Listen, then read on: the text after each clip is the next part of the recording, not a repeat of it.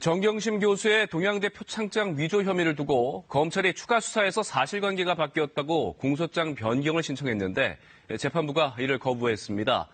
부수적 내용이 달라졌다는 검찰 주장에 재판부는 중대한 내용이 달라졌다고 봤는데 검찰은 위조라는 대전제는 그대로라며 반발했습니다. 보도에 이주영 기자입니다. 지난 9월 사문서 위조 혐의로 정경심 교수를 재판에 넘긴 검찰 공소장입니다. 2012년 9월 7일경 딸의 입시를 위해 동양대 총장 표창장을 위조했다고 돼 있습니다.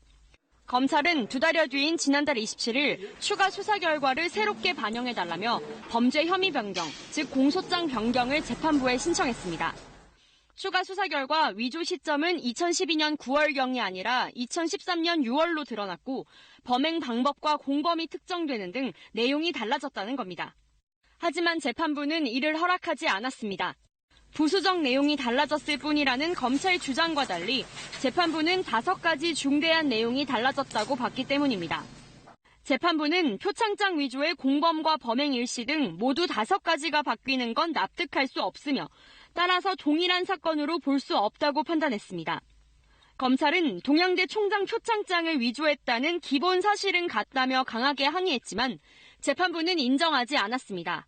항의하는 검찰을 제지하는 과정에서 고성이 오가기도 했습니다. 재판부 결정에 따라 정 교수는 지난 9월 재판에 넘겨진 혐의 내용에 대해서만 재판을 받게 됐습니다. 계속 그 모순된 주장을 이어갈 경우에 법원에서는 당연히 증거가 없어서 무죄 판결할 수밖에 없는 상황이 아닐까라고 조심스럽게 추측합니다. 변호인 측은 검찰이 정치적 판단으로 서둘러 기소한 탓이라고 비판했습니다. 검찰은 추가 기소를 검토하겠다고 밝혔습니다. 재판부가 두 공소 사실이 서로 다른 내용이라고 판단한 만큼 표창장 위조 관련 추가된 혐의 사실을 반영해 다시 재판에 넘기겠다는 겁니다. 한편 재판부 판단에 따라 정 교수의 사모펀드 의혹 재판도 사문서 위조 재판과 합쳐지지 않고 별개로 열릴 예정입니다. KBS 뉴스 이지윤입니다.